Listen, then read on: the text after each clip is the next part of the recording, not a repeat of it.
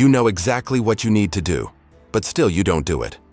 Why? Procrastination isn't laziness, it's conscious self-sabotage. And it hurts because you see it happening in real time. Buddhists call it Avidya, the fundamental ignorance that makes us choose suffering even when we know alternatives. It's like watching your own hand touch a hot stove. You see it, you know it will hurt, but you touch it. Your mind is a monkey jumping from branch to branch. Social media, videos, anything but the important task. Kleshas. The mental afflictions that sabotage your inner peace even when you clearly recognize the destructive pattern. You either push too hard or not at all. You've lost the wu-wei, the balanced, natural flow of things. Buddhism teaches, it's not a lack of knowledge. It's the illusion that this time it will be different. Your mind invents sophisticated excuses. I need to be inspired. I'll start on Monday. Just 5 more minutes. What if procrastinating was just fear disguised as comfort? Fear of failing, of being mediocre, of confronting. You know what needs doing, yet you scroll endlessly. This isn't laziness. It's a profound self-sabotage, puzzling even to neuroscientists. How is it possible to knowingly hinder your own progress, anticipating the bitter taste of regret and missed opportunity? The brain, wired for reward, strangely defers the very tasks promising long-term satisfaction for fleeting, immediate comforts. It's a battlefield where your rational self, armed with logic, repeatedly loses to an impulsive, short-sighted adversary. This internal conflict isn't a sign of weakness. It's a complex interplay of neural pathways and emotional regulation struggles. Our prefrontal cortex, responsible for planning, often succumbs to the limbic system's siren call for instant gratification. We consciously sign up for future pain, trading present discomfort for amplified future stress, a truly baffling exchange. The knowing-doing gap reveals this chasm, understanding the right path yet inexplicably veering off course every time. It's an exercise in mental gymnastics, convincing yourself later is a better time, despite all past evidence to the contrary. This paradox highlights a core human struggle, the challenge of aligning our immediate desires with our long-term aspirations. Avidya in Buddhist thought isn't about lacking intelligence or factual knowledge. It's a deeper, more insidious form of blindness. It's the profound ignorance of our true nature and the interconnectedness of our actions even with clear information. We understand cause and effect. We know procrastination leads to stress. Yet, we operate as if these truths don't apply. This isn't stupidity. It's a voluntary turning away from reality, a deliberate choice to ignore what we intellectually know. We choose not to see the inevitable suffering our delays will bring, hoping against hope for a different magical outcome. Avidya is the root illusion that convinces us our present actions are somehow disconnected from our future experiences. It's the mental trick that allows us to believe this time it's different, despite a mountain of personal evidence otherwise.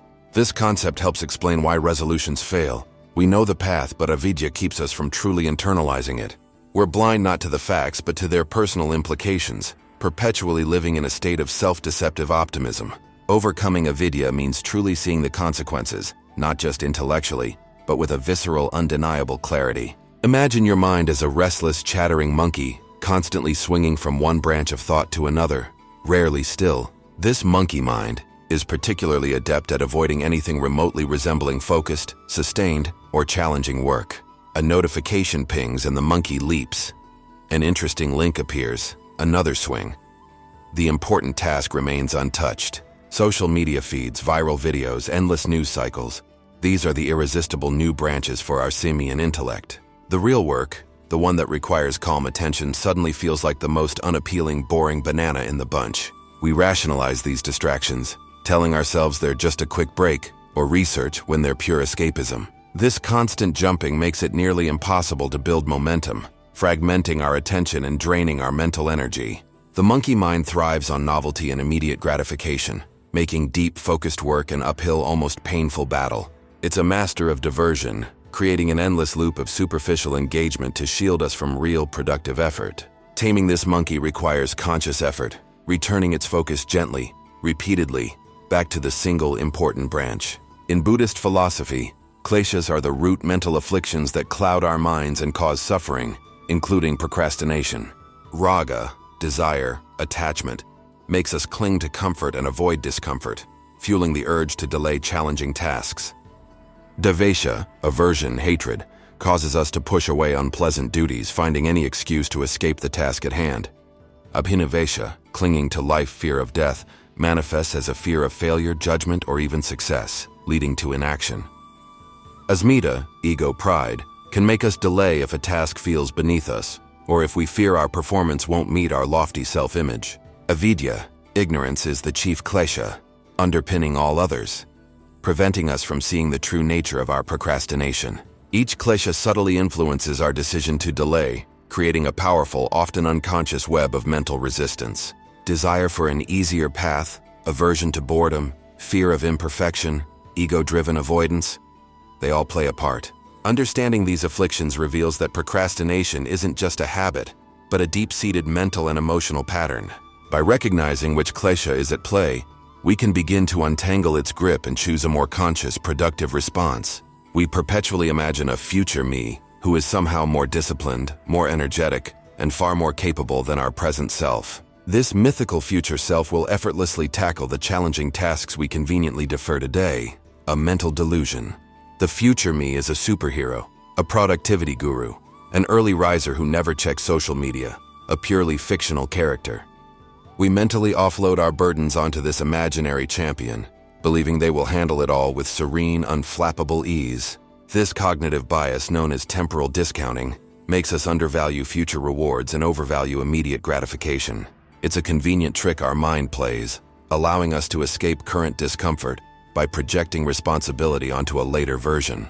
The problem, of course, is that the future me never arrives, only the present you, still faced with the same deferred task. Each day, the future me becomes the present, inheriting the mess created by yesterday's optimistic, self-deceptive fantasy. This illusion perpetuates the procrastination cycle, as we consistently overestimate our future capacity for self-control. Breaking free requires acknowledging that future me is merely present me later, with perhaps even less time or energy. Wu Wei, a Taoist concept, describes effortless action, finding the natural flow where things get done without undue strain. Procrastination often manifests as Wu Wei inverted, either forcing too hard or exerting no effort at all. Some procrastinators exhaust themselves with frantic, inefficient bursts of activity, then collapse into inaction. Others are paralyzed, unable to start, convinced that any effort will be an unbearable struggle, a monumental waste. Both extremes miss the essence of Wu Wei, a balanced, intelligent engagement that is neither forced nor absent. Trying to muscle through without proper planning often leads to burnout, reinforcing the idea that work is painful. Conversely, complete inaction leaves tasks untouched, leading to guilt and anxiety, making the next attempt even harder. The path of Wu Wei means finding the smallest, easiest step to begin, allowing momentum to build naturally and organically. It's about recognizing the natural rhythm of a task and moving with it, rather than resisting or overpowering it. Finding this flow helps us apply the right amount of effort, making work feel less like a chore and more like a gentle current. The uncomfortable truth is, you often procrastinate to protect yourself, building a seemingly safe wall against potential threats. It's a subconscious shield against the fear of failure, the terrifying possibility of not being good enough or making mistakes. If you don't start, you can't fail. If you don't finish, you can always say you didn't have enough time, protecting your ego. Procrastination can also guard against the fear of success, the terrifying implications of achieving and then having to maintain.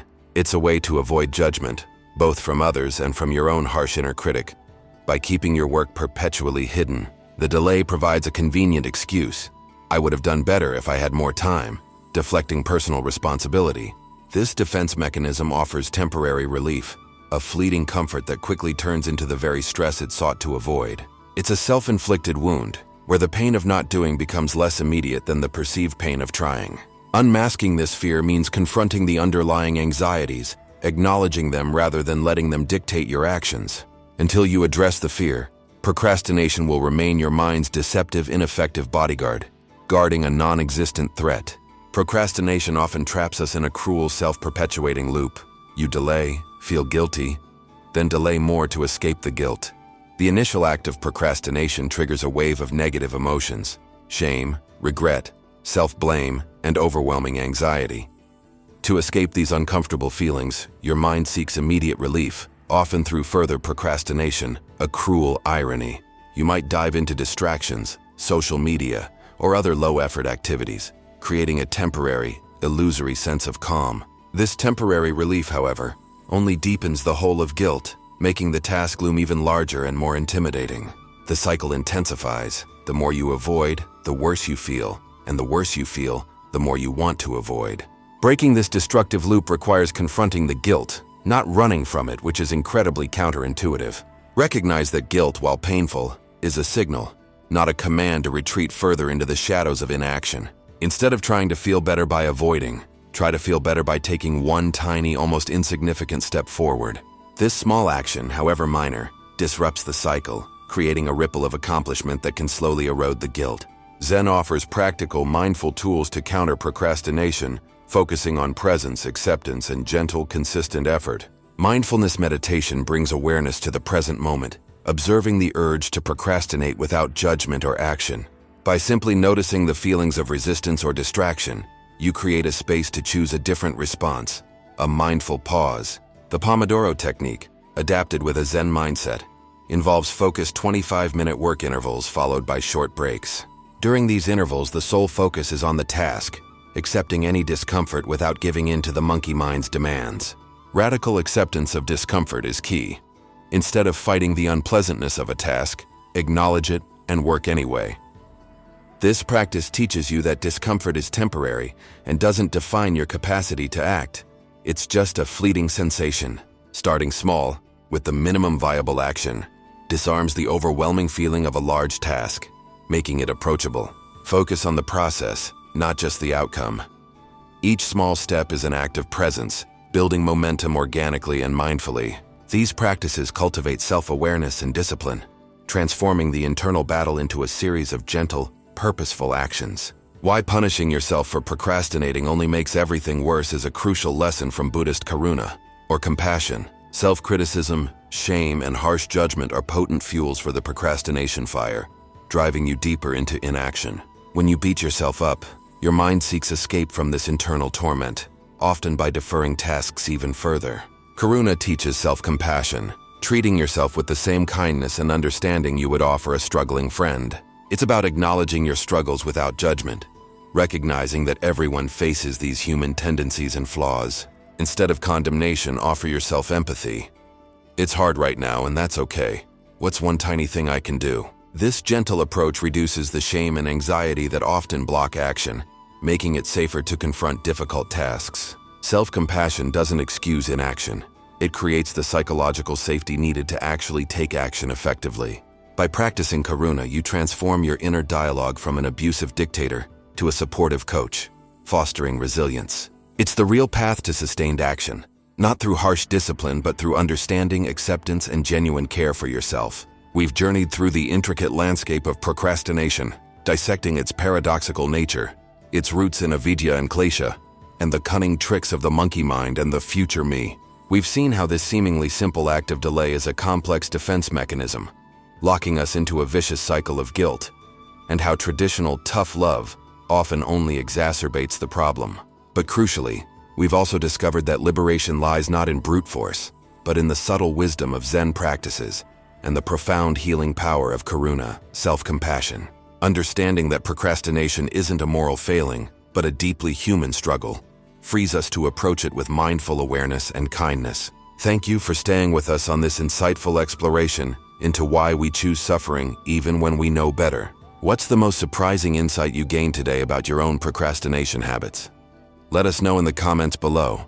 Your perspective truly matters. If you found this video enlightening, please hit the like button, subscribe to the channel for more thought-provoking content, and ring that notification bell. Until next time, may you find your flow, embrace discomfort, and approach your journey with a compassionate heart. We're